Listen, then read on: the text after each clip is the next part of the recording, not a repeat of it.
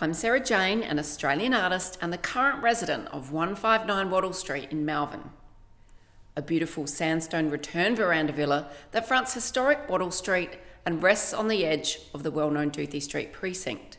As an artist, I bring energy, warmth and love to a space.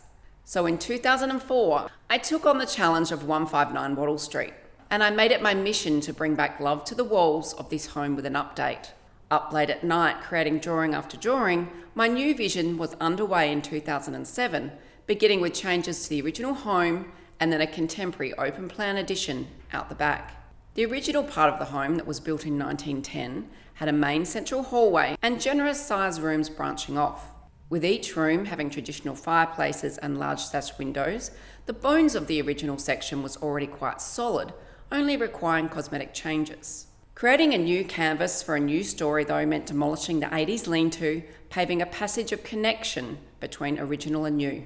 Here in the new space, I was able to have design freedom and put my own stamp with my own story.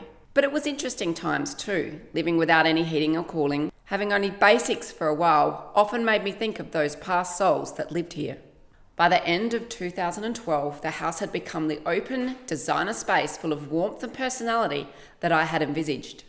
With a new breath of life, it was time for a new destiny. With the physical change of the home to a modern world, also came a change of direction in my own life. I had realised a creative inside me, and by 2016, a new expression was forming.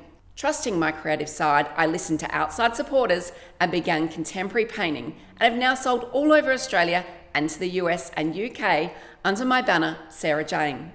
Initially using the space as a studio to paint from, my home now mimics an art gallery. With each room full of my art having its own expression, the energy of the house constantly changes as the paintings come and go, creating a revolving story. My work carries simplicity with a design edge and tells a story that I hope connects with the right person. But what I want to focus on right now is a series titled Body Bloom. This series covers female empowerment and the importance to be oneself and bloom. This level of independence resonates in my own life, but also progresses me onto the lives of women who stood within these walls back in time. One thing I do know is sometimes you don't pick a house, it picks you. And with 159 Wattle Street, there is a strong level of forefront thinking and independence. In particular, as I wind back the clock, I find one Edith Grace Wheatley Charlick. Grace's first experience with Wattle Street was growing up in the family home. She lived there with her parents, Mary Ann Wheatley, and her father, William Charles Taylor. They likely knew the old orchard and jam factory at 88 Wattle Street. This 29-acre orchard had golden wattles and is how the street got its name. Grace also had 7 siblings, each carrying her mother's maiden name in their own names. With both her younger sisters passing away aged 5, both trauma and joy followed her life. In 1908, Grace married Gordon William Charlick. The Charlicks were a well-known family in Adelaide, establishing the flour mills in Mile End. In 1911, at the age of 26, Grace bought 159 Wattle Street for £750. Being registered on the property with the term for her separate use allowed Grace to own the property outright, giving her husband no legal claim to the property. Prior to the Married Women's Property Act 1882, married women had no separate legal existence, meaning that men were entitled to take the profits from property.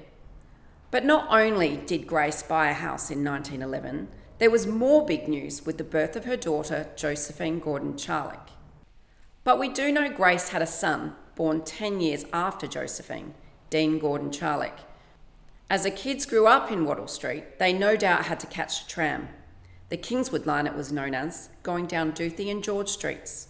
Grace sold 159 Wattle Street in 1935 to Elsie Hilda Myrtle Gray. Elsie, a hairdresser, seemed to buck the trends of the day, showing an independence beyond her time and remaining a spinster for life.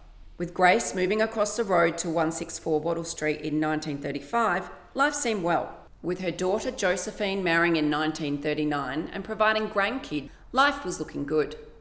But tragedy would again strike Grace, with the death of her son Dean in World War II, aged only 23. Grace passed away just 8 years later.